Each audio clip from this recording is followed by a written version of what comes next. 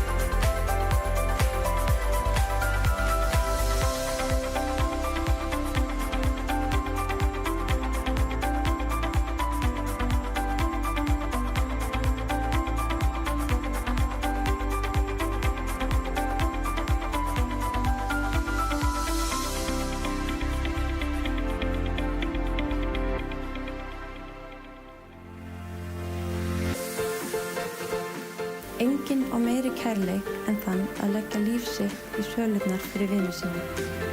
Jesús dó fyrir þig svo að þú getur átt líf í fullri gnægð.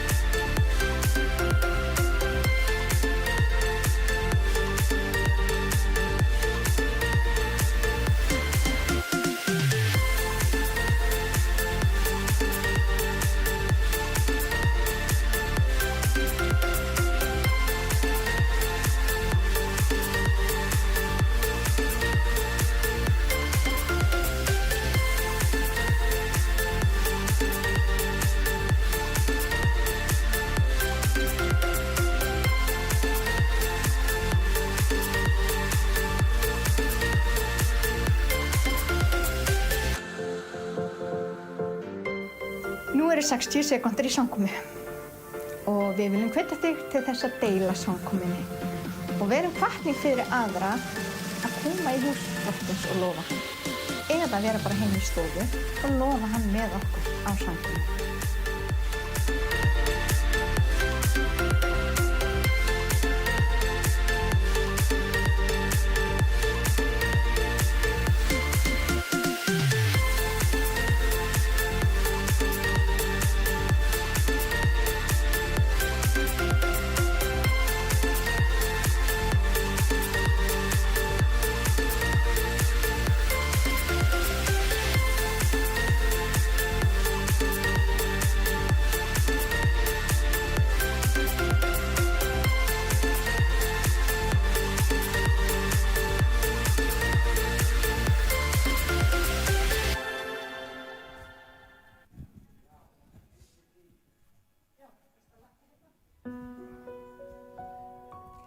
Góðan daginn Smárarkirkja, verið velkomin á samkomu.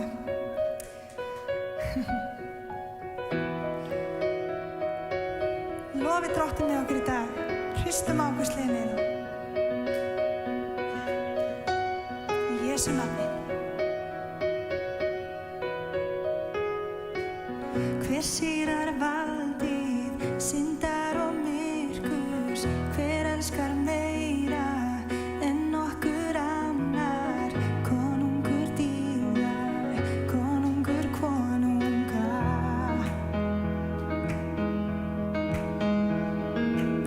Hver hristir heiminn með himins krafti, veröldin undrast og tekur andköf, konungur dýrðar, konungur konunga.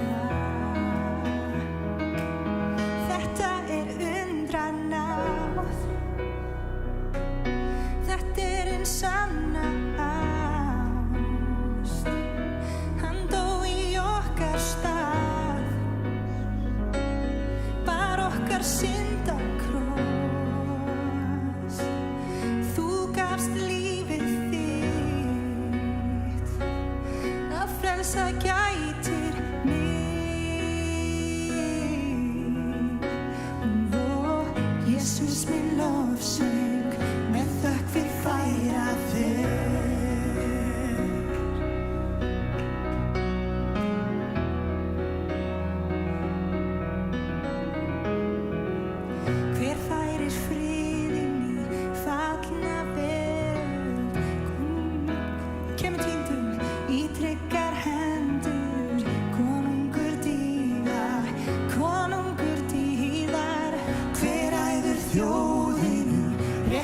Og sannur, skín eins og sólin í syndrandi ljóma. Konungur dýrar, konungur konungar. Þetta undranna, þetta hinn sanna ást. Hann dó í okkar stað, bar okkar syndakross.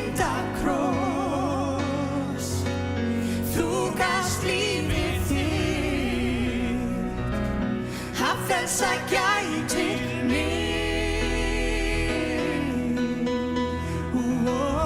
Jesús minn lofsöng með þökk vil færa þér. Verður í sem konungur verðugt lambið sem fórnaði sér. Verður í sem konungur verðugt lambið sem fórnaði sér. Verður í sem konungur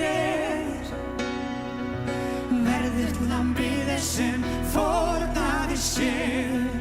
Verður í sem konungur verður. Þetta undranna, þetta hinn sanna ást. Hann dó í okkar stað,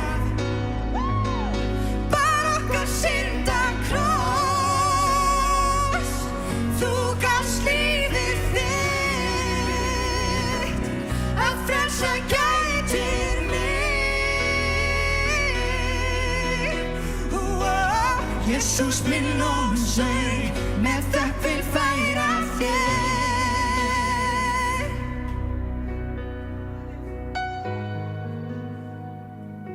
Með þökk vil færa þér.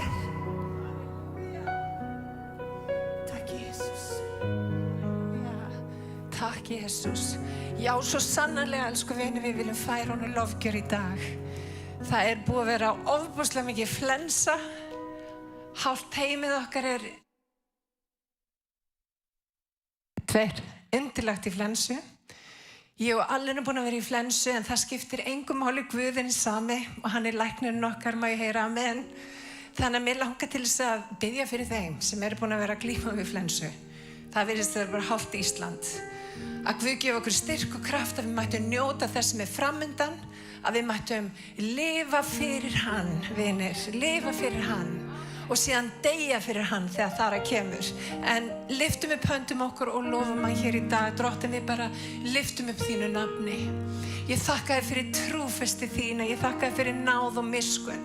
Þakka þér fyrir það, Drottinn minn, að þú kemur aldrei of seint. Drottinn, þú læknar alla okkar krankleika og sjúkleika, Drottinn, og við byggjum fyrir öllum sem að gangi í gegnum flensu í dag, Drottinn, sem að glíma við erfileika eða sjúkdóma í líkama sínum. Ég byggjum að koma inn í aðstæður eins og sérhvers, og ég byggjum að opinbera það hver þú ert, Drottinn. Og Drottinn, gerðu, Drottinn, sjúkrabið okkar að hvílurúmi. Drottinn, eins og þú lofar í orði þínu, Drottinn. Í Jesú heilaga nafni, og allir liðurinn sagði.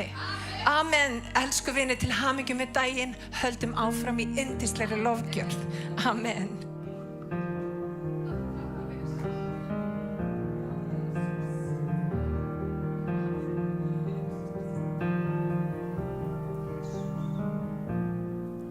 Ef trúin færir fjöllin,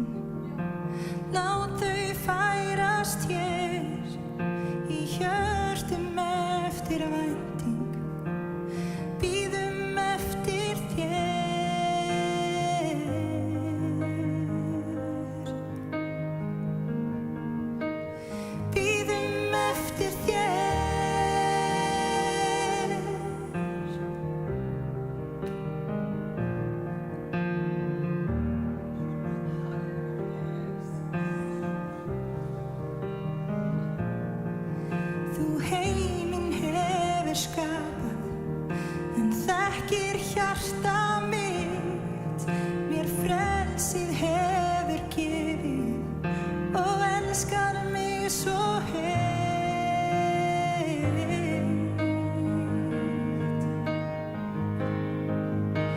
Við bíðum eftir þér og í þögn lyftum hönd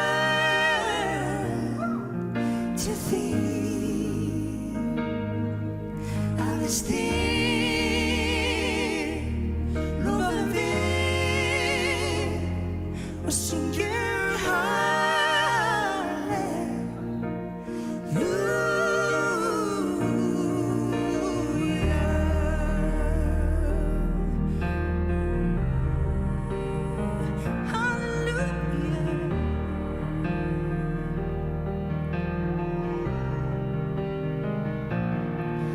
Þú efnir öll þín loforð, loforð þín til mín. Við návist þínu þráum og þörfnumst aðeins þín. Aðeins þín og bíðum eftir þér og í þögn lyftum hönd til þín. Aðeins þig lofum við og syngjum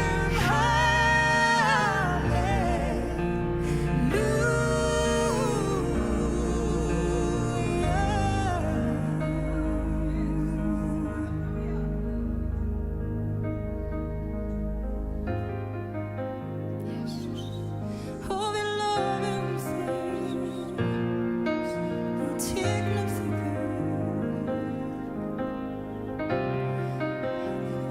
Eftir röddum okkur upp í dag.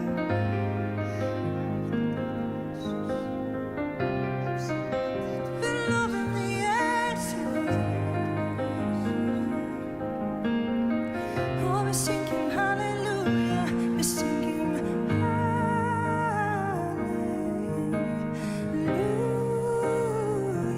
og við syngjum halleluja,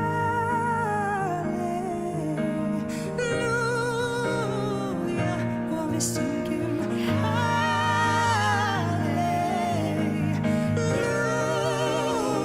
og við syngjum halleluja,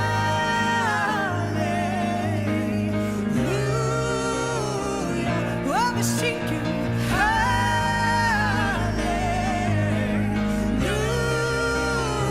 og við lofum halleluja,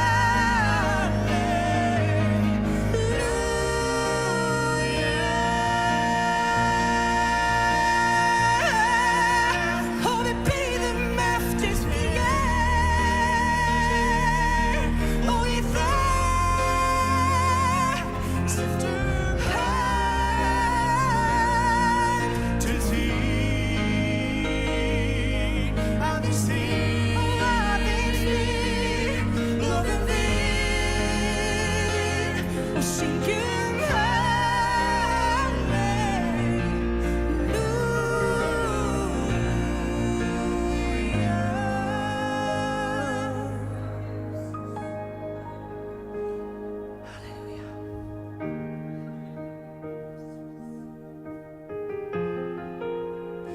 bíðum eftir þér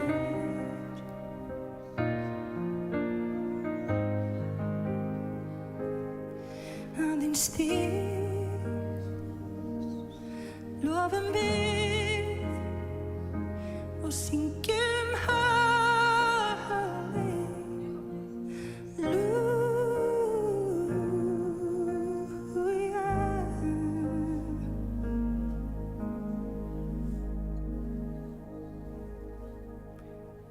Takk, Jesus.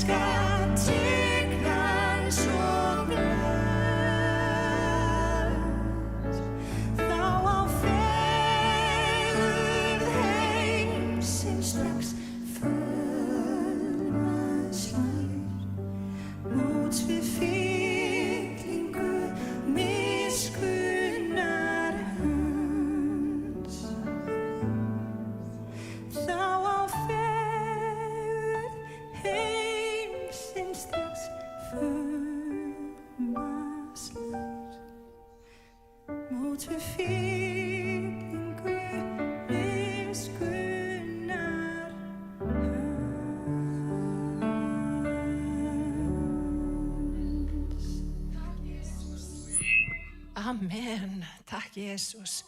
Vitið það er ótrúlega mikið leyndardómur í þessum litla kór. Ég held að bara í gegnum lífið og bara, ég held að við höfum lært það svo mikið á COVID. Við erum öll einhvern veginn á hlaupum alla daga og við gleymum stundum þessari kyrrðastundum, þar sem við erum bara ein framfyrir Guð og horfa á Jesú. Þegar við gerum það, að þá er eins og allt annað fölni. Hvort sem að það eru sigrarnir okkar sem að við reykjum okkur stundum upp af, eða sorgir okkar, eða erfiðleikarnir okkar. Vitið það að horfa hiklaust á Jesú eins og við gerum hér í dag breytir nefnilega lífin okkar. Það okkur neginn setur allt annað í samhengi og ef að þú þarft á krafti Guðs að halda, þá á hann kraft. Ef að þú þarft á lækningu að halda, þá á hann lækningu. Ef að þú þarft á styrk að halda, þá á hann styrkinn fyrir þig. Ef að þú ert að glíma við sorg, þá er huggun í honum líka. Það er allt í honum, vinir. Þannig að ekki leita langt yfir skammt, horfum hiklaust á Jesú. Má ég heyra amen. En við ætlum að taka samskot, en mér langar að minna bara aðeins á það sem er framundan í vikunni. Á morgun ger ég ráð fyrir að það sé aðfundur hérna annað kvöld. Og þriðjudaginn þá erum við safnaðarfund. Ég veit að það eru mjög margir út á örkinni að ferðast augljóslega eða eitthvað slíkt, eða lasnir.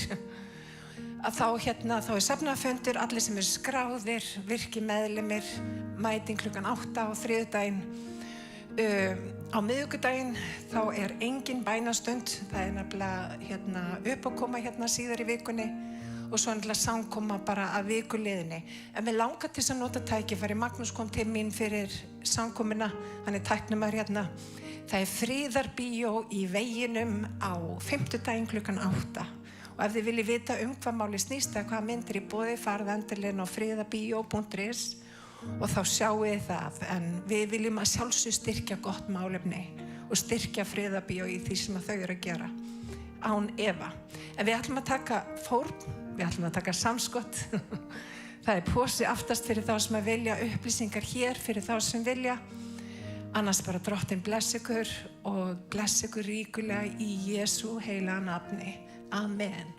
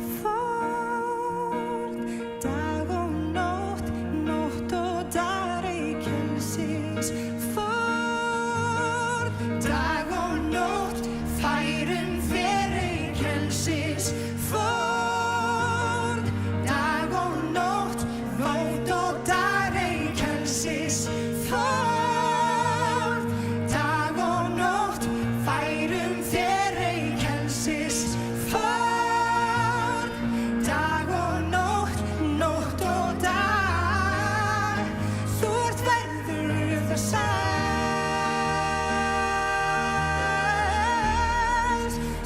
verður þess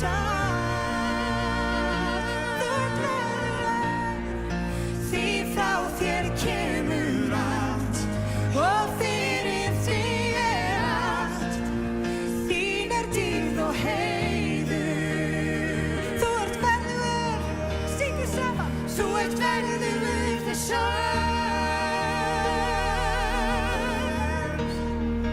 þú verður þess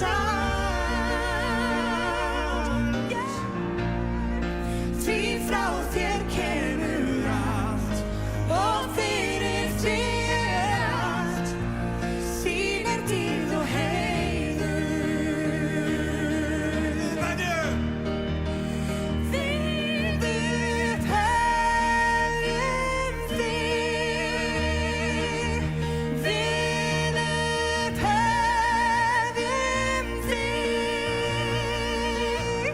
við upphefjum þig halleluja syngjum saman lyftum höndum og lofum hann í dag halleluja við upphefjum þig við upphefjum þig við upphefjum þig á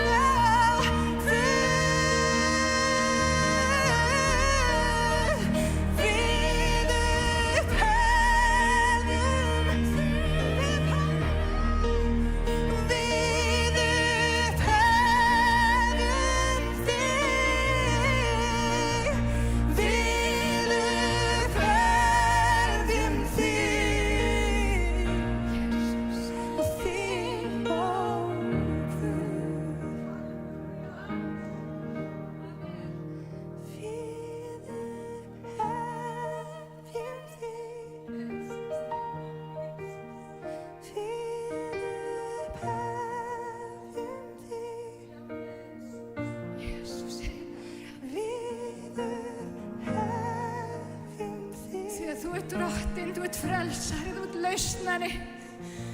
Drottinn minn, þú ert ég er í dag, drottinn. Þú ert ég er, halleluja. Þú ert það sem ég þarf í dag. Þú ert minn, halleluja. Þú mætir sérhverju þörf, halleluja. Þú mætir sérhverju neyð, halleluja. Þú mætir sérhverjum þann sem að hlusta. Þú mætir sérhverju þörf hér inni. Þú mætir sérhverju, ekki bara sumu. Þú lappar ekki fram hjá drottinn. Þú lítur á okkur, þú segir, ég er hér. Taktu í hönd mína því að ég er hér. Halleluja, hann er tilbúinn fyrir þig þar sem þú ert. Hann er tilbúinn fyrir þig þar sem þú þarft. Af því að hann heitir, ég er. Það skiptir ekki máli hvað þú þarft. Hann er, ég er, halleluja. Heila drottinn Jesús. Takk Jesús. Halleluja, syngjum þetta saman.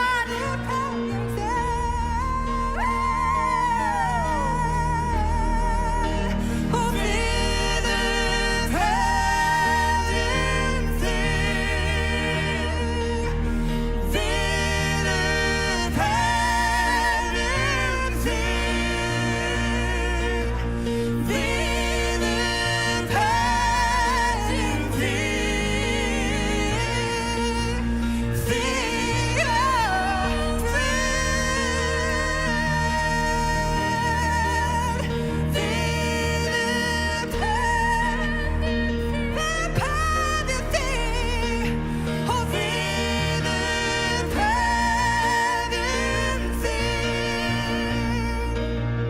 Við upphefjum þig.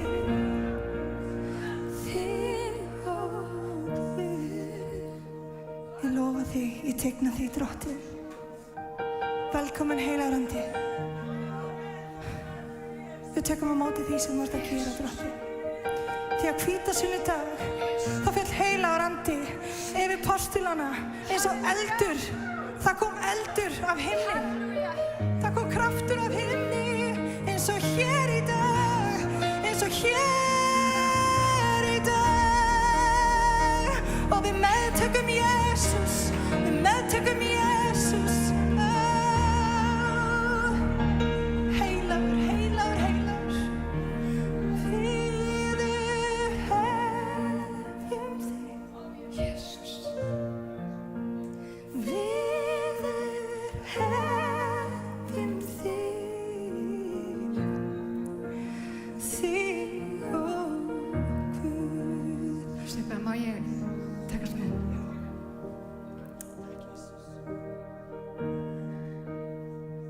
Þessi stelpa, hún er kölluð af Guði. Það sem þú hefur gengið í gegnum, og nú veit ég ekkert. Guð ætlar að nota það í framtíðinni. Og það sem þú hefur ekki gengið í gegnum er ekki af því að þú áttir það skilið. Þú gekkst í gegnum hluti sem okkur flest myndi ekki detta í hug. En mundu það að strax í dag er byrjuð lækning í þínu lífi og hún verður meiri og meiri. Og mundu eftir þessum degi þegar ég segi við þig, þegar þú horfir tilbaka og segir: þarna var tímapunkturinn sem líf mitt breytist. Og það er einhver inn í salnum, hérna megin, það er á megin í salnum. Þú ert búin að vera að kalla á Guð, þú ert búin að vera að kalla á Guð, af hverju, af hverju, af hverju. Ekki spyrja Guð af hverju, leyfðu honum bara að sýna þér hvað verður seinna meir.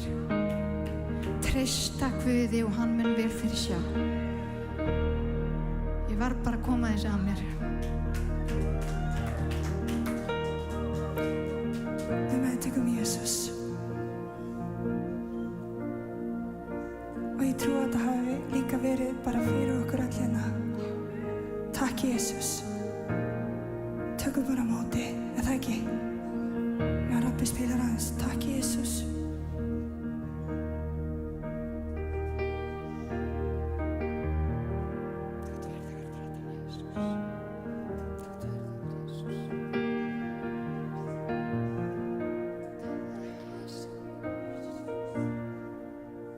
Því frá þér kemur allt og fyrir þig er allt.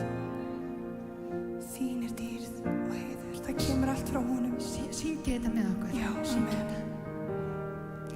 Þú ert verður þess alls. Bara segja orðin. Þú ert verður þess alls. Því frá þér kemur allt og fyrir þig er allt. Þín er dýrð og heiður.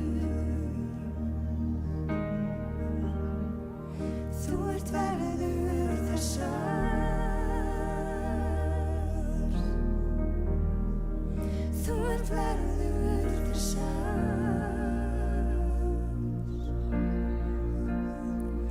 Því frá þér kemur allt og fyrir þig er allt. Þín er dýrð og heiður.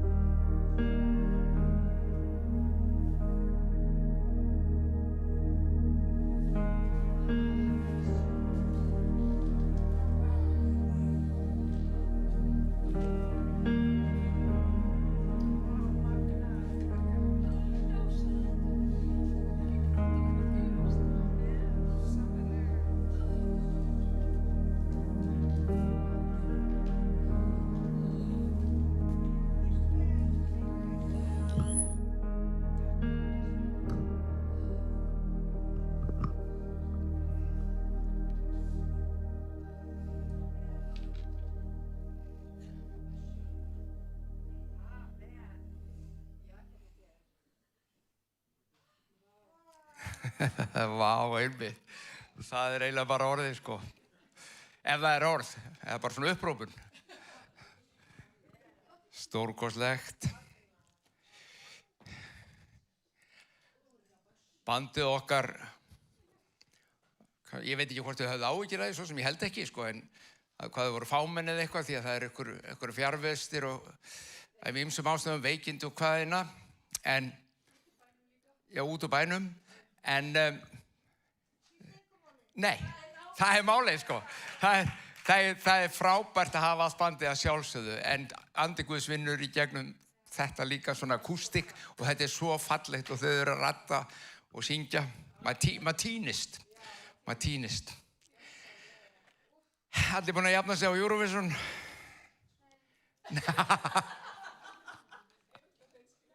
Nei, ekki.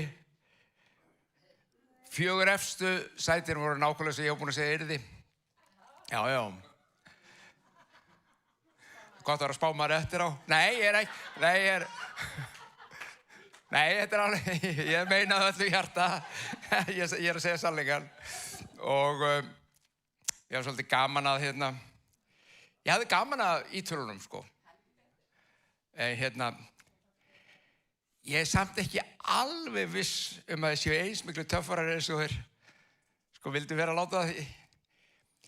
Þú veist, ég meiri sem ég sjái til dæmis Page eða Plant eða John Bonham eða einhverja á sínu tíma frá Led Zeppelin hafa farið á knén eftir að unni Eurovision og grátið. Já, það er ekki, sko, það er ekki anda töffarans, en þeir gerðu það. Þeir voru mjúkir inn við beinni greið og það er gaman að svoleiðis. En þetta var gott, þetta er búið. Og þeir bara stóðu sig vel, strákarnir og stelpurnar frá Íslandi. Já, hvítasunnudagur, til hamingju með daginn á þessa hátíð. Stofndagur kirkjunnar. Það lesa fyrst bara þessi klassísku vers í kringum þennan dag. Svo fer ég kannski með þetta í aðeins aðra átt heldur svona gengur að gerist. Er það allt í lagi? Á þessum degi. Postulasagan 1:8 og þeir heyrðu það áðan þegar hljómsveitin var að spila og söngvararnir og biðja og talaðu kraft heilagsanda sem var úttelt og gefinn og það er ákvært það sem segir að Jesús sagði í 1:8 postulasagunni að þið munu öðlast kraft heilagur andi kemur yfir ykkur. Og örlítið seinna í postulasagunni 2:1 segir en þá uppbrunnin var hvítasunnudagur, voru þeir allir samankomnir. Þeir voru í það sem við köllum mennilega svona loftstofu, sem var bara efri hæð í húsi. Hún var ekkert upp í loftinu, hún var bara uppi. Og ef við förum eitthvað til Jerúsalem saman, þá getum við farið inn í þessa loftstofu. Við getum verið þar. Hún er það ennþá. Og sest inn og fengið tilfinningur hvað var að gerast þegar, hlustiði, skyndilega var gnýra himni eins og aðdynjandi sterkviðris og fyllti allt húsið þar sem þeir voru. Þeim birtust tungun eins og að veldi væru hvíslust og settust á hvern og eitt þeirra. Þeir fylltust allir heilugum anda og tóku að tala öðrum tungum. Yfirleitt á hvítasunnudag verið að fjalla þessa úttellingu andans og kraftinn og náðargjafirnar sem við þeim fylgdu. Og við sáum hlutaði hér á sviðinu í dag þegar framgengi var í þekkingarorð og spádómsorðu. Þetta er hluti af náðargjöfum Drottins sem hann gefur fyrir anda sinn og það eru dásamlegar. Trúin, lækningin, þekkingarorðin, spádómsorðin, greining anda og sjálfsögðu tungutalið.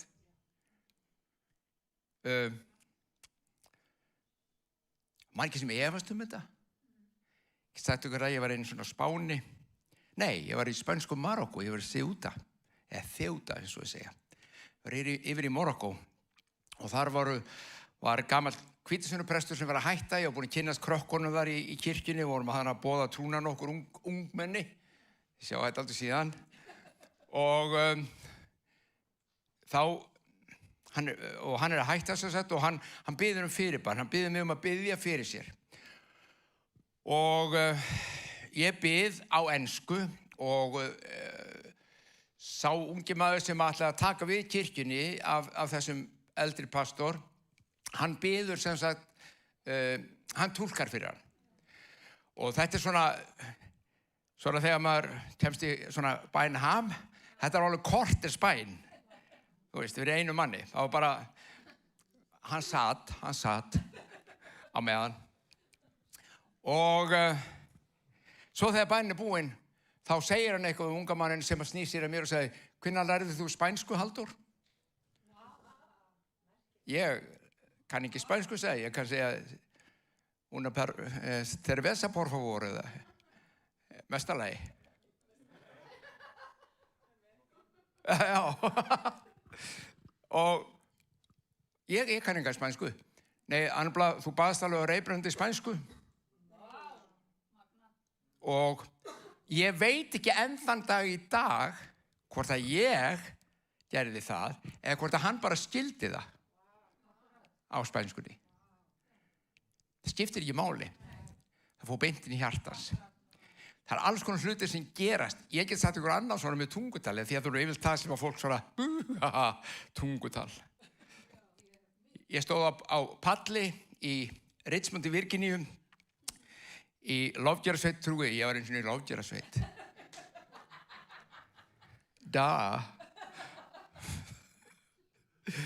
Öll hinn létu mig líta þokkalega út, sjáðu.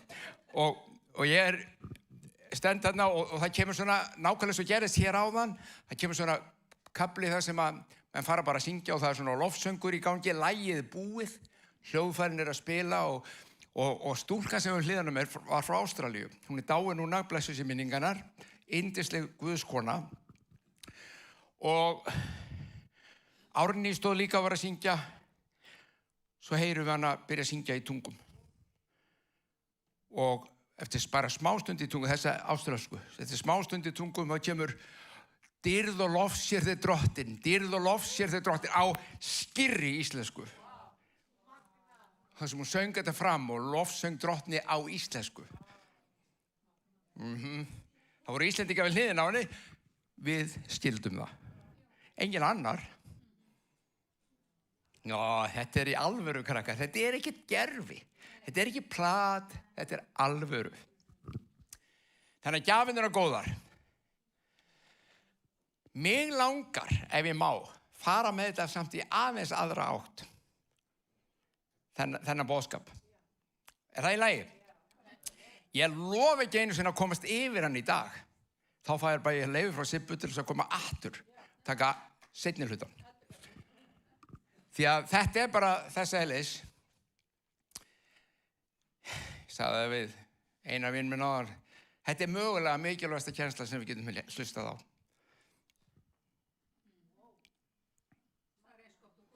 á. Hvernig kem ég með það? Ég ætla að byrja á að segja, þegar heilugum anda fór úttelt í lærisveinana á hvítasunnudags, við vorum að lesa á þann, við mögum ekki gleyma því, þeir voru ekki bara að fá kraft til að senda, þeir voru að endurfæðast. Þeir voru að frelsast.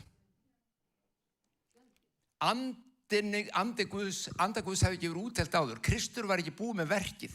Þeir voru undir gamla sáttmálanum þangað til hann klárar dæmið og þegar hann fer og heilagur andi kemur, þá tekur nýji sáttmálum við og honum anda Guðs úttelt í hjörtu lærisveinana þegar þeir voru að frelsast. Þeir voru ekki bara að fyllast heilugum anda, þeir voru að endurfæðast.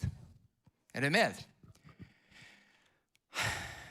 Jesús var frumburðurinn, segir Biblían. Síðan kom þessi hópur í loftstofunni. Síðan eins og við heyrðum, síðan fóru þeir út og þar voru 3000 sem bættist í hópinn þann daginn af þeir sem frelsast létu. Síðan hefur þetta verið svona ár frá ári og öld eftir öld og hér eru við. Ok. Aðeins að leggja grunninn á þessu lengur og ég svona að reyna átta mig hvernig fer ég í þetta sem ég ætla að segja. Ég ætla nefnilega að útskýra, já, förum því á eftir. Nú er ég komin á undan sjálfum mér. Lesum hérna í Jóhannes 16. Ég hef lesið þetta áður fyrir ykkur og við verðum að rifja það upp til þess að vita hvert við erum að fara með þetta. Hvað segir Jesús hennan heilaga anda?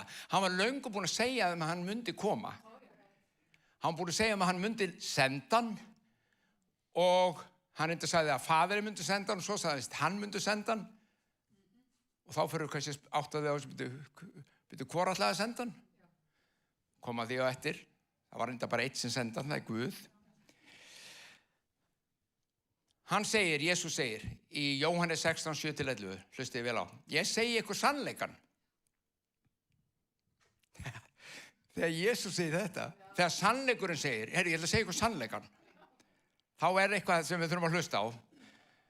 Tala ekki þegar segir sannlega, sannlega, segi ég þér. En ég segi ykkur sannleikann, það ykkur til góðs að ég fari burt. Því ef ég fer ekki, þá kemur hjálparinn ekki til ykkar.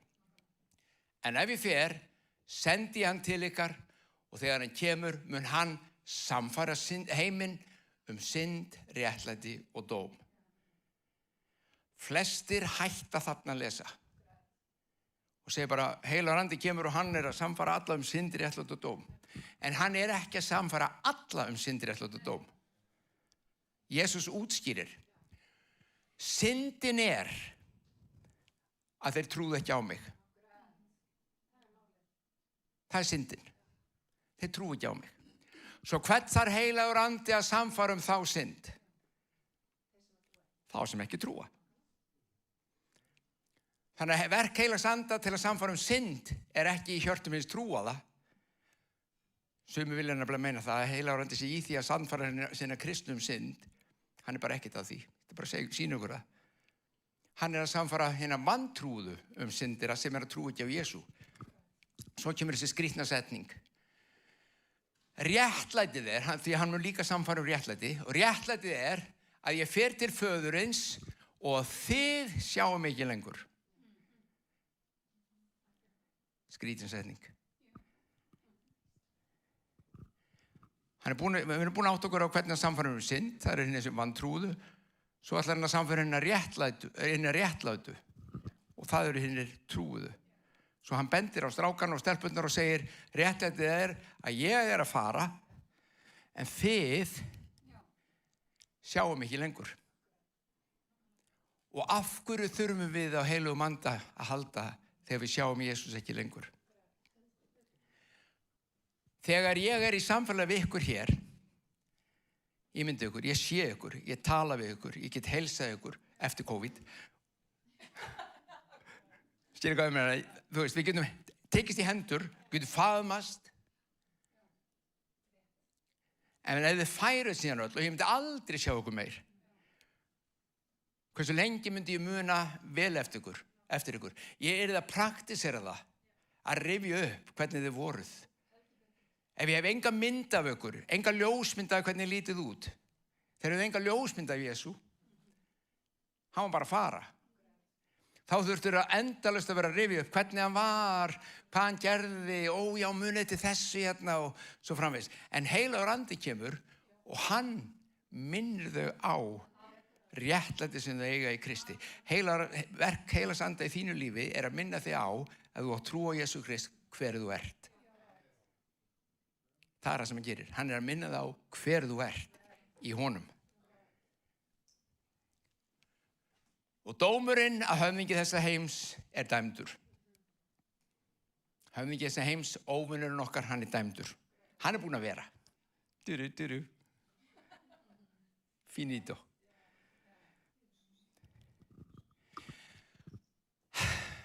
Munið að ég ræddi síðast í sunnudag held ég hafi verið hvernig hönnun, hvernig við erum hönnuð.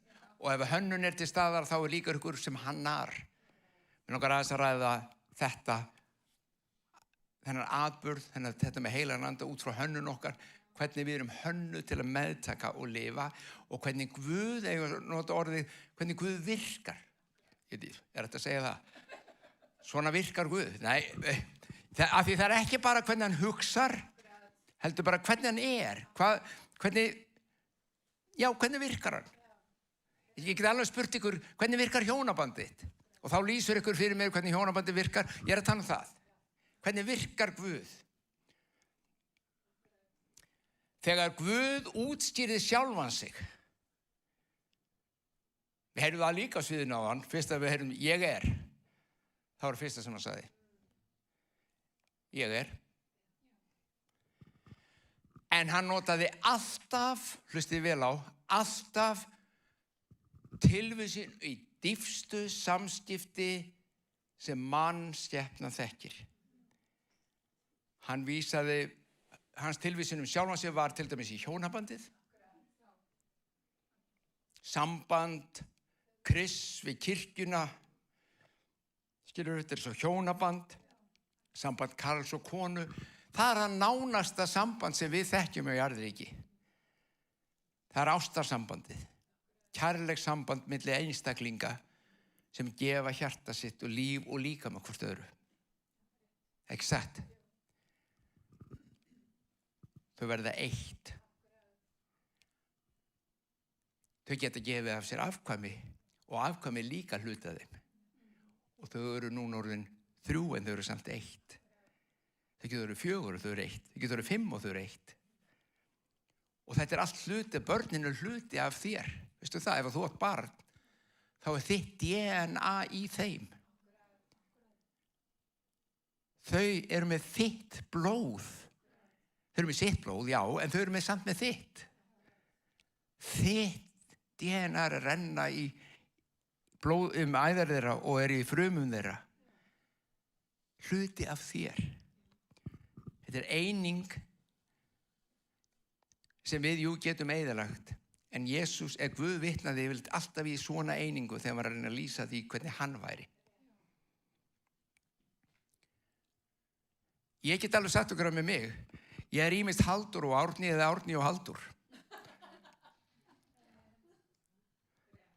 Allt mitt líf hefur verið Halldór og Árni eða Árni og Halldór, síðan ég gifti mig. Fram að því var ég bara Dóri Lár.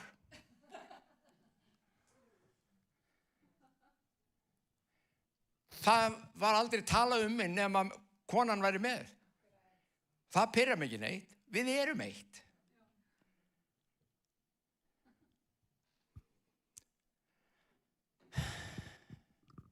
Hafið tekið eftir einu þegar Guð lýsir sambandi þínu við hann og sig við okkur, þá notar hann aldrei orðið þræll.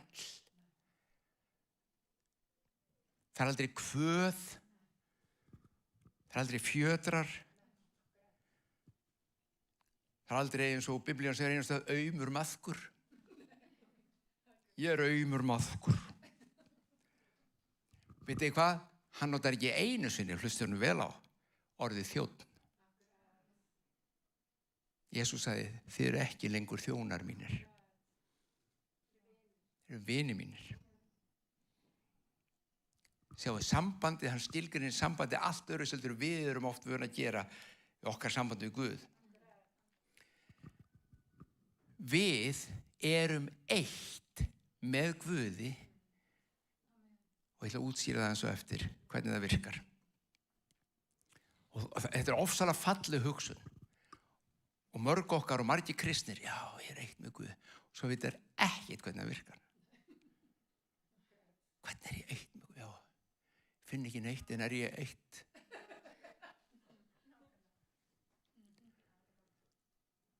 Hvernig er ég eitt með Guði?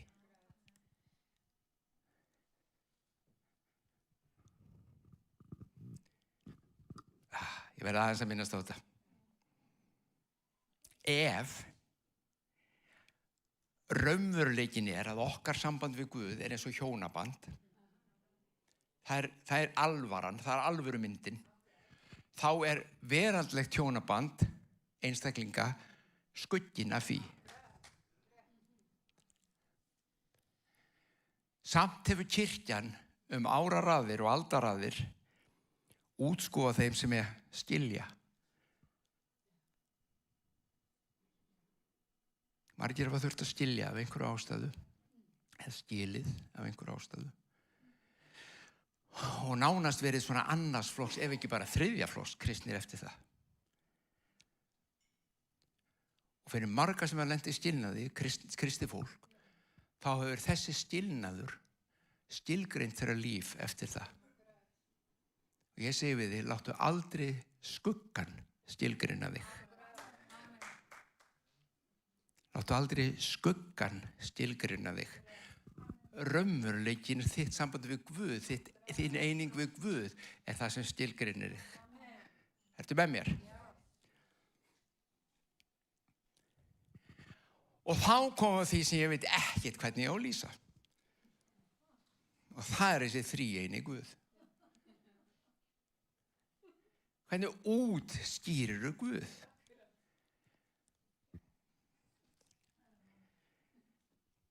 Það erfitt að útskýra eitthvað þegar þú hefur ekkert viðmið. Ef ég sagði við ykkur, ég var í Ísrael haust fyrir 2 árum síðan og ég fekk ávöxt og hann líkist helst svona einhverju svona, svo reyni ég að lýsa hverju hann, þá hefur þú eitthvað við mig. Já, hann svona eins og appelsína. Já, hann mjög líkur appelsínu og þú farið smá hugmyndum hvernig þetta sem ég borðaði. Ef ég segi við Guð þríeinn, en Faðir, Sonur og Heilagur Andi og hann, við hvern ætlar að miða? Hvernig ætlar að bera það saman? Hvernig ætlar að fá eitthvað samanburð til að skilja hvað það meinar? Hann Faðirinn, Sonurinn og Heilagur Andi. Þetta Guð sem við trúum á. Fyrir mörgum þetta bara,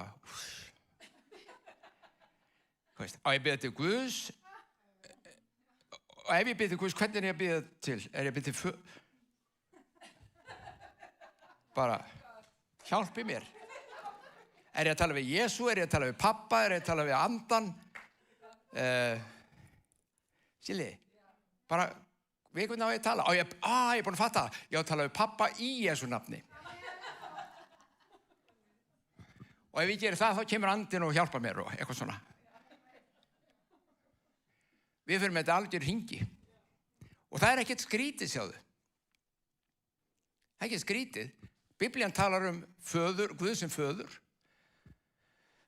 Það talar að andinn sé Guð, Heilagur Andi sem vorum að lesa áðan. Og ekki bara það. Páll Postuli talar að Jesús sé Guð. Til hver Guð?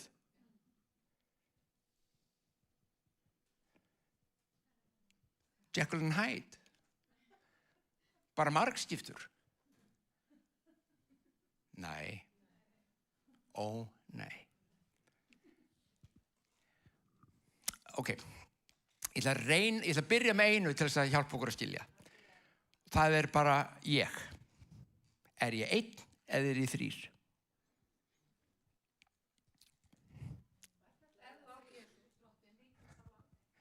Nú ég tala án Guðs bara, ég. Jaha, þannig ég 3. Ekki allir sálfræðingar algjörlega sammála að það sé eitthvað skipting milli sálar og anda, en það margir sem samt þess, á því að svo sé, og það þýðir það að ég andi, þar sé ég andleg vera, og hérna innst inn í mér einhver Halldór og Árný sem það sem ég með svona það sem ég get tala við Guð og Guð getur tala við mig, það kannski einfaldast að segja svoleiðis, en þetta svona eðlisávísunin hérna innir fyrir. Ég ekki að hugsa það beint, ég finn eitthvað á mér og það kemur bara og hvaðan kom þetta? Ég ekki að hugsa þetta, ég var að hugsa hvað ég ætti að kaupa í matinn. Stilu? Þetta innin í mér. Síðan ég með sál, þar sem eru tilfinningar og ákvörðun og viljinn og vonandi eitthvað skynsemi. Það misjafnlega mikið. Og svo bý ég í þessum líkama. En get ég aðskilið mig og verið samt þessi 3? Nei. Það get ég ekki. Ef ég tek eitt í burtu, ef ég deyfi líkamann, þá aðskilur and og sál sig frá honum. En saman ekki hægt að gera neitt greinarmánuði. Ég bara Halldór og Árný. Ég bara einn, skilur hvað ég meina? Ég samt 3. Ég ætla að pröfa eina tilraun viðbót. Men þetta alltaf leið eitthvað, krakkar. Þetta bara sko grundvöllur, þetta bara byrjunum sem ég leggja. Þetta mun allt enda einhvers staðar. Ég veit nákvæmlega hvað ætla að enda. Já, það eins gott að ég veit það. Tökum annað dæmi. Ef að ekkert mannkyn væri til, nema einn maður, ein kona og eitt barn. Hefur aldrei verið til, verður aldrei til, nema þessi þrjú. Þau heita hvað? Sameiginlegu einu nafni. Maður. Líka konurnar. Ekki bara fólk. Nú, þetta aðal umræðin í íslensku þjóðfélagi í dag. Það má ekki kvenkyns eða karlkyns gera öllu heldur neitt. Þó orðin séu, munið eftir Vigdísi Finnboga, hún sagði, ég er maður. Ég er bara kvenmaður. Það er kvenmaður og karlmaður. Og það er bara fallegt og gott. Vegna þess að maður er tegundin eins og við köllum það. Ok? Og ef að þeir eru þrír hérna, mennirnir, þá eru við samt einn maður. Við köllum þau, ja, þetta er maður. Svo er spurningin, hvernig er sambandið á milli þessara þriggja, hjónanna og barnsins, eða konuna, karlsins og barnsins, er það náið? Á hverju er það byggt? Eru þau alltaf að rífast? Nenna þau ekki að búa saman? Skilurðu? Eða eru þau bara eitt? Við erum að nálgast þessa mynd af því hvernig Guð er. Það er bara einn Guð. En hann er 3 persónur. Það er ekki öll trúarbrögð sem samþykkja þetta. En það er heldur ekki öll trúarbrögð sem trúa því sem ég ætla að fara að segja ykkur. Rétt bráðum.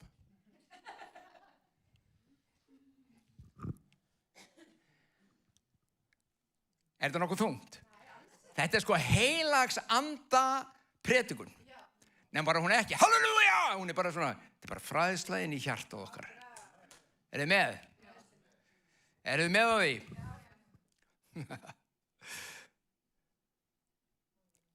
Það er sagt að Guð tali. Það meiri sem sagt, hann er orðið. Og orðið var hjá Guði. Þetta var fyrir sköpun og allt saman. Ef einhver er orðið og talar, við hvernig er hann að tala?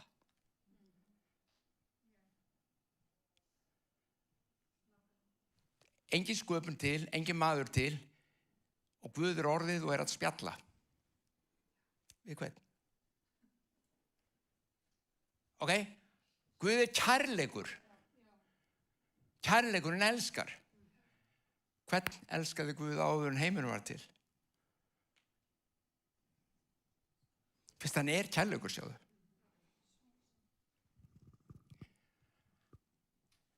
Faðirinn, sonurinn og heilarandi töluðu saman. Faðirinn, sonurinn, heilarandi elska hvern annan.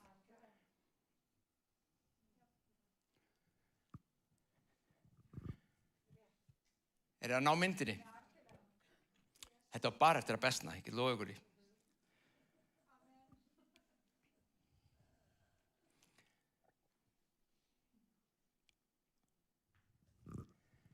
Þeir eru eitt í kærleika, sköpunarsagan, og nú fyrir við að koma að okkur inn í öllu þessu. Sköpunarsagan í Biblíunni segir okkur að dýrin voru sköpuð hvert eftir sinni tegund. Ef maður bjóð til, hann reyndar sagði Adam að nefna dýrin og hérna býr hann til einhver dýr og þeir og Adam svo, ja, þetta er alveg svo apaköttur, hann heiti það og þú veist, það var engin nöfn, Guð setti ekkert nafn á það, og hérna svo koma ljón og ljóninja og þetta er ljón og svo býr hann til þessu nöfn eða hvað hann veitir. Gerði það sennilega ekki á íslensku samt. Og síðan kemur að því að Guð segir, hlustið vel á, í Biblíunni segir, við skulum skapa mann í okkar mynd. Við hvernig Guð að tala? Já, þeir 3 en samt 1. og ég ætla að útskýra þetta með einn og eftir. Segja, og hlusti, þetta ég ætla að ímynda mér þetta, ég ætla að umorða þetta. Þeir eru í himninum og faðirinn byrjar að hugsa og segir, þetta líf sem við eigum, hérna 3, er náttúrulega geggjað. Já, hann sagði það kannski ekki. En það eru mikil lífsgæði hjá okkur. Við eigum allt, við lifum í kærleika. Lífið, eilífa lífið flæðir í allsnægtum hjá okkur. Og við elskum.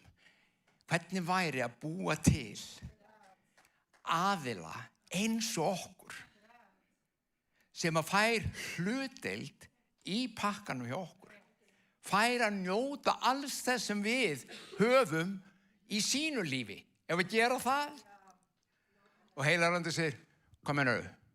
Maður, hvað er maður? Nei, hann sagði það ekki. Allir, sagði það, hvað stendur það? Nei, þeir voru allir á sömu blaðsíðu. 1, 2 og 3. Það þurfti ekki að útskýra neitt. Það var enginn sem kom og sagði, þetta er skrítin hugsun, faðir. Nei, það var ekkert svoleiðis í gangi. Og hann skapaði, Eva segir bara, úr dufti jarðar, úr ryki. Leir og mótaði manninn. Og hvað gerir svo? Og þá segir pabbi, jæja, heilarandi, nú komið þér. Nú blæst þú okkar lífsanda inn í þau. Þau verða frábrugðin hinum öllum dýrunum sem við vorum að skapa, vegna þess að hin dýrin er ekki sköpuð eins og við erum. Þessi er skapaður þannig, og ekki bara það, ég blæs lífsanda mínum inn í þau, og heilarandi blæs lífsanda Guðs inn í manninn. Og hann skapaði þau, segir Biblían, mann og konu. Burt með alla karlrembu að kona sé eitthvað lægra sett heldur en maðurinn. Þannig var það aldir í kirkjunni. Burt með það. Konan er jafnmikið eins og Guð eins og maðurinn, sköpuð í hans mynd. Sem þýðir það náttúrulega, Guð hefur fullt af kvenlegum eiginleikum, hvort þið líkar að betur að vera. Það er bara svoleiðis. Það er bara svoleiðis. Já. Sumum líkar þetta rosalega vel en öðrum bara, ég er í rangri kirkju.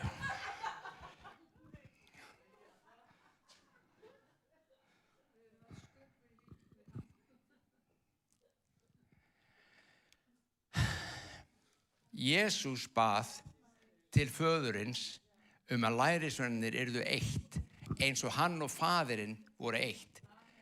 Hann talaði alltaf einingu. Hann sagði, hefurðu séð mig, þá séð föðurinn. Við erum bara eitt. Ég hugsa eins og hann, ég tala eins og hann, ég akta eins og hann. Þannig erum við bara. Í Biblíunni er mikið talað og í íslensku þýðingunni er mjög oft þýtt að það sé einn Guð. En vitið hvað, í mörg af þessum þýðingastöðum það sem er sagt hjá okkur að það er einn Guð, segir í öðrum þýðingum Guð er einn. Sjá, heyrið muninn. Guð er einn. Það er að segja, hann er 3 en hann er einn. Og þá komum við að þessu, hvernig Guð byggir líf sitt saman. Hann byggir á tvenns konar lögmálum lífsins, annars vegar lögmáli kærleikans og hins vegar lögmáli trúar eða trausts. Algjörlega, þeir elska hvort annan skilyrðislaust, það er kærleikurinn. Hjónaband, við skulum reyna að hugsa þetta því það er borið saman við hjónabandið og við erum skuggamyndin, að hjónabandið það sem við elskum hvort annað, þú elskar maka þinn skilyrðislaust. Og þú treystur, þú hefur trú á konunni þinni, þú hefur trú á manninni þínum. Það er í lagi. En hvað gerist ef að trausti bregst? Hvað gerist ef að trausti bregst? er búin að fá leyfi á Sibbu og alla nota, já ekki alla greinur reyndar. Alli minn, þú ert með. Talaði líka við krakkana þeirra og þau eru falleg fjölskylda. Þau elska hvort annað, þau eru 2 yndisleg börn. Það eru eiginlega ekki börn, þau eru bara alveg að vera fullorðin. Allavega þeim finnst það. Nei, allt í lagi krakkar. Nei, þau eru það. Og þau eru yndisleg. Og þau elska hvort annað. Og þau bera traust til hvers annars. Þau trúa á hvort annað. Það er ekki bara, ég trúa á og getur þetta. Það er ekki bara það. Það er hlutað. Ég heldur bara, þau hvíla bara í því hver þau eru með hvort öðru. Ef ég myndi nú hóa í Sibbu og alla hérna inn á skrifstofu í daginn, ekki ég, segjum bara einhver ókunnum maður. Má ég fá að koma og hitta ykkur upp í kirkju. Sest niður með þeim. Og segir, heyrðu, ég bara verða að segja ykkur þetta, sko, því að þetta hvílir svo þungt á mér. En veitir, hann Gunnar ykkar fann að reykja hass.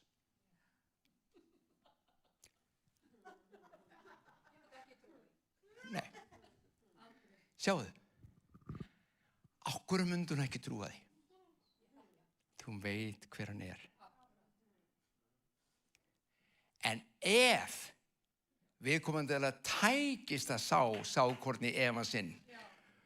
Þegar viðkomandi farinn og þau standa upp og ég sippa sig, nei, ég þekki hann, myndi aldrei geta. Eða hvað heldur allir?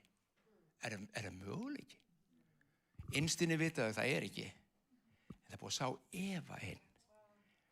Og ef þau útkljá ekki þann efa í eitt skipti fyrir öll, með því að setjast niður með Gunnari, þá getur vel verið að þessi efi myndi gjá smátt og smátt á milli þeirra.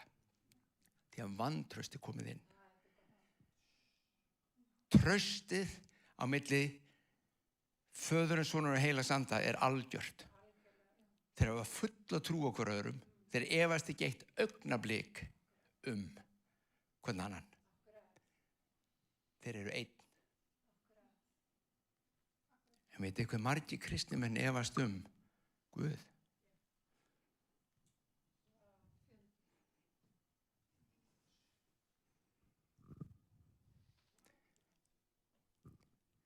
Það er ekkert samband sem þrífst ef að traustið er brotið. Það er ekkert samband sem þrífst. Þú getur elskað, það við heyrt fólk sem segir að við erum skilin, við elskum ennþá hvort annað. Við getum bara ekki búið saman. Traustið er farið. Ástin þar sé kærleikurinn, hann er ennþá til staðar. Snýst ekki það. En það er ekki traust. Þess vegna eigum við ekki líf saman. Faðirinn, Sonurinn og Heilagur Andi er í kærleika og fullkomnu trausti. Veistu hvað? Nú ætla ég að bera enn saman. Ég ber oft saman Gamla testamentið og lögmáli og í Nýja sáttmálann í Kristi. Og veitu hvað er talað mikið trú og traust. Og bara hvaða afbrigði sem er á þessu orð, trú, í Gamla testamentinu. Það er alveg 43 sinnum. Ekki meira. Vitið hvað er oft talað það í Nýja testamentinu? 463 sinnum.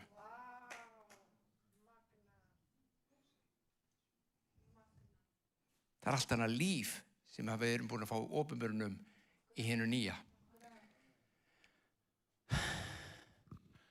Trúnni var stólið undir lögmannunum. Við trúðum á tilvist Guðs, reyndar, jú, en við trúðum ekki á hann. Við höfðum ekki trú á honum. Sjáu munin. Margir kristnir trúa á Guð en hafa ekki mikla trú á honum. Af hverju ætti hann að gera þetta fyrir mig? Af hverju ætti hann að vera þessu fyrir mig?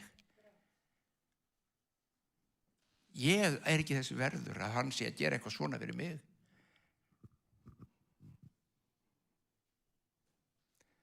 En þegar Kristur kom og fjarlæði synd, sekt og fordæmingu, opnaði leiðina svo við gætum trúað.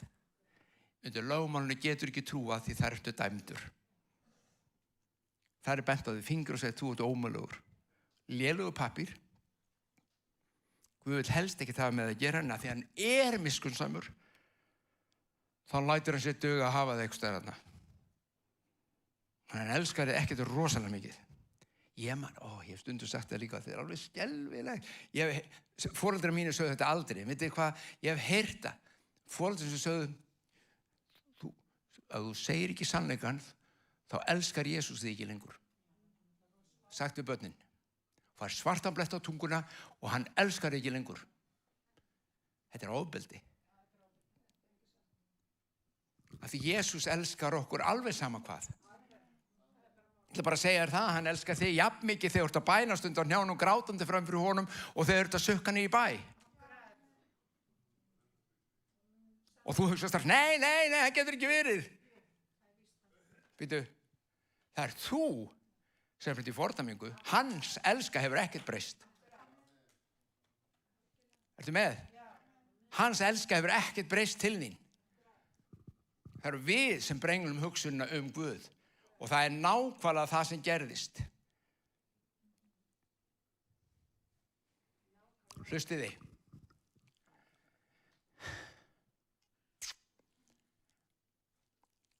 Adam og Eva,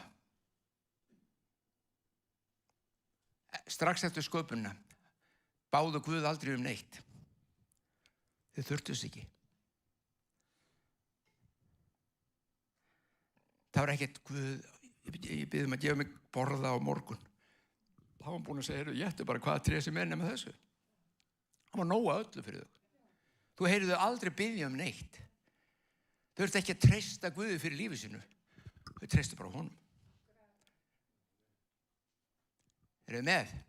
En hvað gerist eftir það? Leifur búin að éta af lögmálstrénu. Skulum orða það þannig, áður, og nú komum við að kjarnanum, áður en að þau áta þessu tré, skilningstré góðs og ills, sem lögmálstréð, lögmál dauða, syndar og dauða, áður en það gerðist, áður en þau gátu mér sér gert það, veistu hvað þurfti að gerast áður?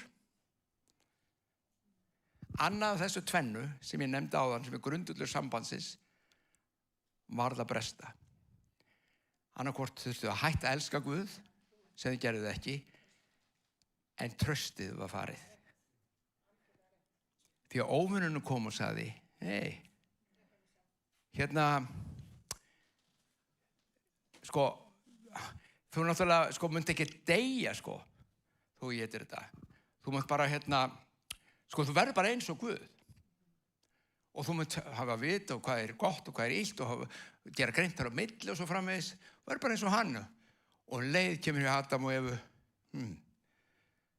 er Guð fel eitthvað fyrir okkur? Er Guð ekki að gefa mér allt? Er hann ekki búin að gefa mér allt með sér? Ég sem hélt ég væri sonur hans. Hvernig er sonur þinn? Hvernig er dóttur þín? Er eitthvað haldið aftur af? Þú ferð ekki í skápinn. Það er mjólk þar sem þú mátt ekki drekka. Aldrei. Hafið séð krakkana þau koma heim, hlaupandi inn, svöng og þyst. Það beint í ískapinu og það er engin mamma. Hei, láttu þetta vera, drengur. Fari ekki að borða fyrir í kvöld. En ég er svangur, mamma. Nei.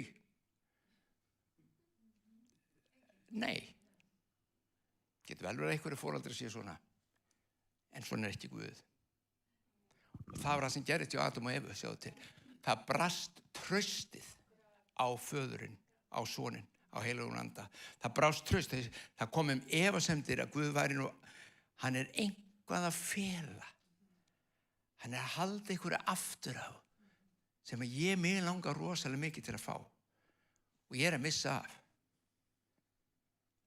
Og þegar þessi efi var komið inn, vantraustu, þá gat hann étið. Því þá getur óvinnurinn sagt þér hvað sem er lífið og þú trúir því. Þegar traustið á Guði farið. Hann réðst á kjarna tilverunar, tengingu mannsins við Guð.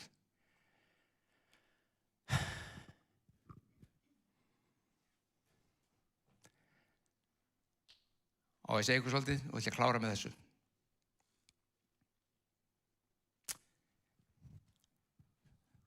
Nei, ég ætla ekki að klára því ég veit ég alveg helling eftir og vera að klára það bara seinna. Ég ætla að klára í dag, ætla að klára. Svo verður mikið hér allt kvöld. Þegar þetta hefur gerst, að maðurinn er búin að éta af þessu tré og tækja eftir, það var ekkert í trénu. Margir sem halda, þetta er svona mjallhvítarepli og eitthvað eitur í því. Nei, það var ekki svoleiðis. Það snerist ekkert eitthvað í trénu.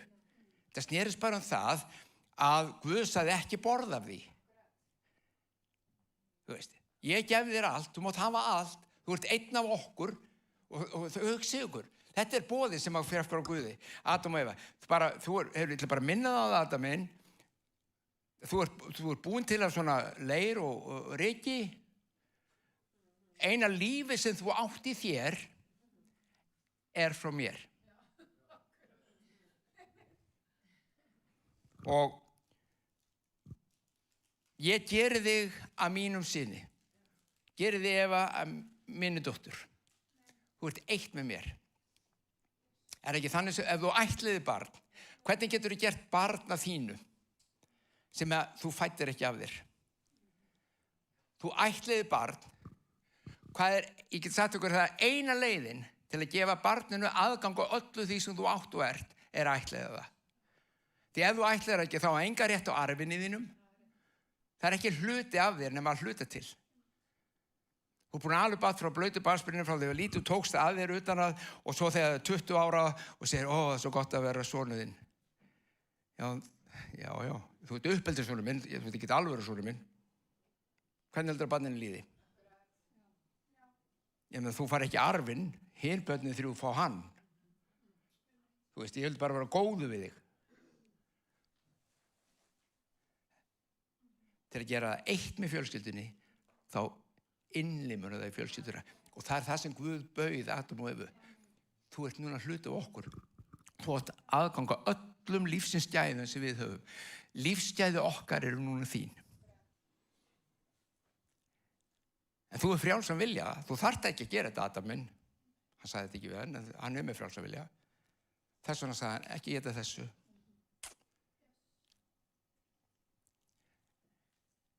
En maðurinn misti traustið á Guð og át. Og við það var til nýtt kerfi sem þú og ég og heimurinn þekkjum mjög vel. Það kerfi það að það breytti engum það, þau voru ennþá sköpuð í Guðsmynd. Það breytti engum það, hlustaðu vel á. Þau voru sköpuð í Guðsmynd til þess að eiga samfélag við Guð og vera með Guð og vera eins og hann, þó þau væri ekki hann, sjáðu, hlutdeild í honum. Guð sagði mér að segja, ég kem bara, þú veist, í kvöld og spjalla við ykkur, við gengum í kvöldsalunum og þannig var það, þeir heyrði í honum í næsta rjóðri, þú veist, þetta var bara samfélag. En leið og þau voru búin að geta, hvað gerist þá verður til nýtt kerfi sem segir, ég ennþá skapaður í Guðsmynd, ég ennþá, alltaf ennþá eiga samfélag við hann, alltaf ennþá eiga þessi lífsgæði, en ætla að gera á mínum eigin veruleikum. Ég ætla að gera eins og ég gerir best. Og það hefur aldrei gengið. Þangað til að Jesús Kristur kom. Og ég fer betur í því að kannski ekkert seinna. Því þetta svakalegt sem hann gerði. Takt eftir, hann kemur og hann ekki bara vegurinn, hann líka faratækið á veginum. Hann ekki bara búin að opna einhverja leið. Það margir sem halda því hann vegurinn. Og hvað gerum við svo á veginum? Já, við reynum að gera það eins og Adam og Eva eftir eigin mætti. En nei, þú verð í hann. Hann keyrir þig. Hann keyrir þig. Þú ert eitt með honum. Og ferð þannig inn í himinin. Og hann opnaði þessa leið. Og hvað gerir svo? Nákvæmlega saman gerist í aldingarðinum. Það búið að skapa hann nýja, það búið að skapa hann reisu frá dauðum, hann frumburðurinn, hann eins og Adam, hann kallaður hinn síðari Adam og hann eins og Adam í aldingarðinum sem rísu frá dauðum til nýs lífs, sannur maður og þá segir faðirinn heilagur andi, blástu og heilagur andi fjall á hvítasunnu dag og sagan endurtók sig. Frá garðinum áður, nema núna í Jerúsalem í loftstofunni. Og lífið byrjaði upp á nýtt. Ég ætla að hætta hér. Áður en þið sofnið.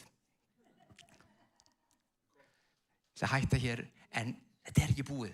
Vegna þess að ef þið myndu bara gera ykkur grein fyrir því einingunni sem að býður ykkur. Ef þið myndu bara skilja hvað hann hefur gert og hver þú ert. Þess vegna þurftum við heilagan anda til að minna okkur á hver við erum. Það rosalegt. Skulum biðja. Faðir minn, við þökkum fyrir það að við megum læra verkið þitt, við megum læra heilagan anda og læra hvað þú hefur gert og rifja upp fyrir mörg okkar Drottinn minn upprifin og þínu orði og anda þínu Drottinn Guð. En þú ert kærleiksríkur, þú góður og þú býður þér og mér og öllum hér inni, Drottinn minn, aðgang að lífinu í þér, að lífsins gæðum sem himinin á, með því að gera okkur eitt í Kristi. Biði heilagur andum að koma og opinbera sannleikann. Hver sem hér að hlusta, hvort sem hann í salnum eða heima eða hvar sem hann að hlusta, sem þráir að eignast hlutdeild í lífsgæðum himinsins, í þeim gæðum sem Guð hefur. Og fara ekki á missuðu lengur, ekki deginu lengur.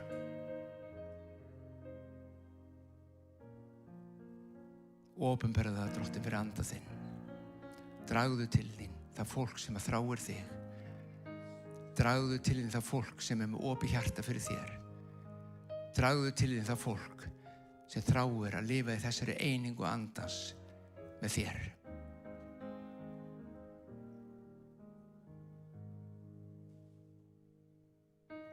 Vitið það, elsku vinir,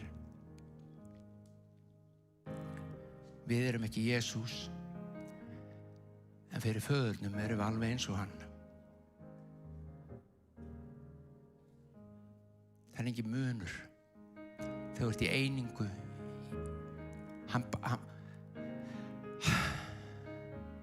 hann opnar himinu fyrir þér og mér til þess að verða hluti af þrenningunni, vera hluti af einingunni. Vá.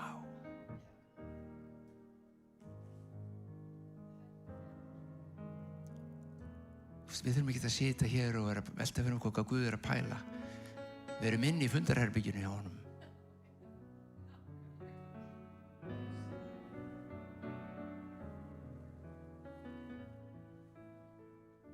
Óhellert. Og komdu með lækningu þín og lausnir líf hvers og eins, Drottinn minn. Heilagur andi þinn falli og lækni og gera heilt. Í Jesú nafni biðjum við lækningu fyrir alla þessum sjúkir eru og við segjum fyrir kraft heilags anda, rís upp í heilbrigði og hreysti og lífi. Rís upp af rekkjuðinni, rís upp úr stólðinum, rís upp úr hjólastól, rís upp og vertu heill fyrir Jesú nafn. Kraftur í einingu andans algjör. Kærleikur Guðs, ást og traust á honum leysir kraftans inn í þitt líf. Vertu heil. Krabbamein vík frá. Líkaminn þurrkar upp krabbameini núna í Jesú nafni. Hrekur það á brott. Lungun þið eru heil. Blóðið, þú hreint.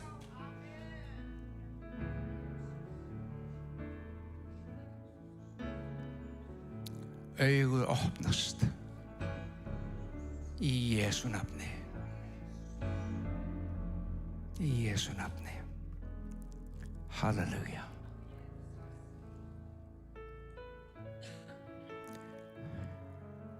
Vitið það, elskunni, þetta sem við erum að tala svo mikilvægt. Þetta alveg óbúslega erfitt að fara útskýra. Sko, þetta eins og útskýra fyrir blindum manni hvernig blár litur Hvernig gerur það? Skilurðu? Þetta bara, en þetta lífið. Við getum aldrei ramma Guðinn í kassa og sagt, já, þetta bara ég með Guð á hreinu. Hann er.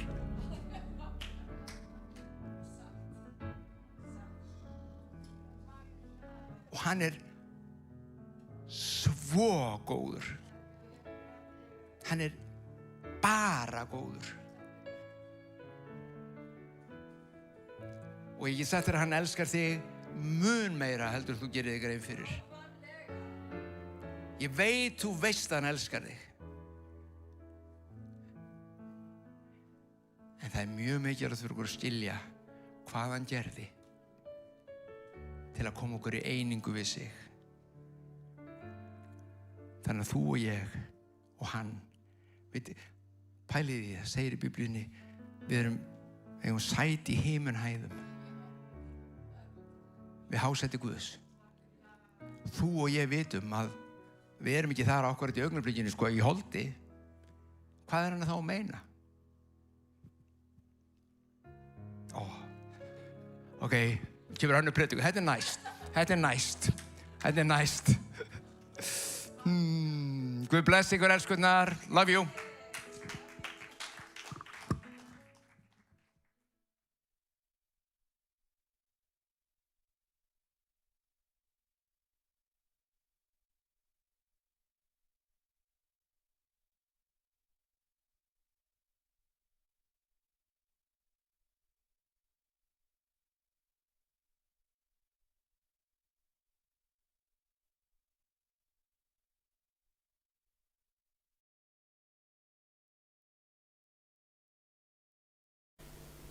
Nú er samkoman á enda. Við þökkum þér fyrir að hafa verið hér, en við værum alveg til í að sjá þig hér í kirkjunni okkar.